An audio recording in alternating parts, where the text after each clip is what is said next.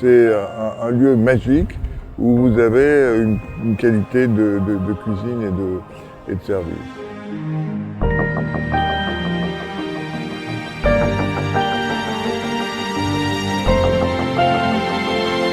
L'endroit est magnifique et c'est féerique même, tout est grandiose ici. Il y a peu de gens qui ne connaissent pas Baumanière. Voilà, c'est un endroit mythique. L'Ousto de Baumanière, niché au cœur des Alpilles, est un lieu de tradition et d'histoire. Ce relais gastronomique ouvre sa table depuis 70 ans au grand nom. De Georges Pompidou, pas encore président, qui l'inaugura en 1947, ils sont nombreux à faire de cet endroit un refuge. Effectivement, Pompidou, quand il était président de la République, il a envoyé un certain nombre de personnalités en voyage officiel. C'est comme ça qu'on a eu la reine d'Angleterre en 72. Et on peut estimer que c'est là que la notoriété des Beaux s'est vraiment développée parce que bon, tout le monde a parlé de ce voyage et c'est la première fois que la reine couchait dans un hôtel. Elle n'était pas dans une de ses résidences, ni une ambassade, ni un bateau qui lui appartenait. Elle a couché à l'hôtel pendant 3 jours. Stars de tous bords et grands de ce monde sont passés à sa table. Artistes ou dirigeants, tous vivent là une expérience unique.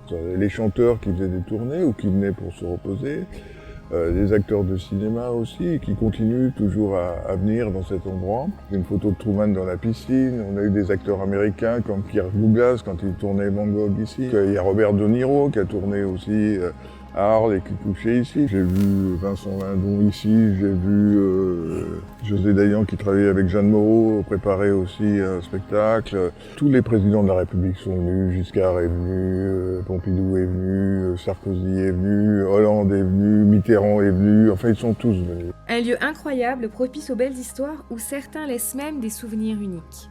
Je me souviens, la reine d'Angleterre, elle a tellement l'étiquette inscrite en elle-même, c'est que quand elle vous dit « je passerai à table à 20h », vous êtes sûr qu'à 19h58, elle descend l'escalier, à 19h59, elle porte la porte d'entrée, et à 20h pile, elle s'assied, etc. Le Shah d'Iran, on dit « il passera à table à 20h », à 21h, elle était toujours pas à table.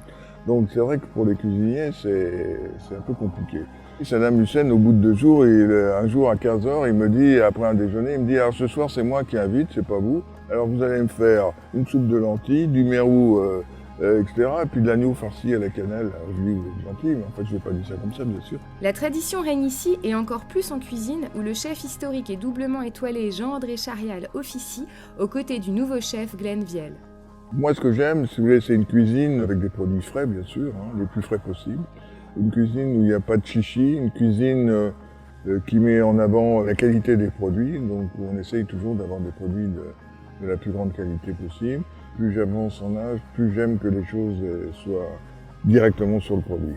Ici, il n'y aura pas de mélange de folie, c'est-à-dire qu'on ne va pas mélanger du chocolat avec du homard ou des choses comme ça. On va garder quand même l'idée du produit, de comment il a vécu, etc. On va essayer de garder quand même un fil conducteur. Il n'y aura pas d'extravagance parce que ce n'est pas une cuisine qui me correspond.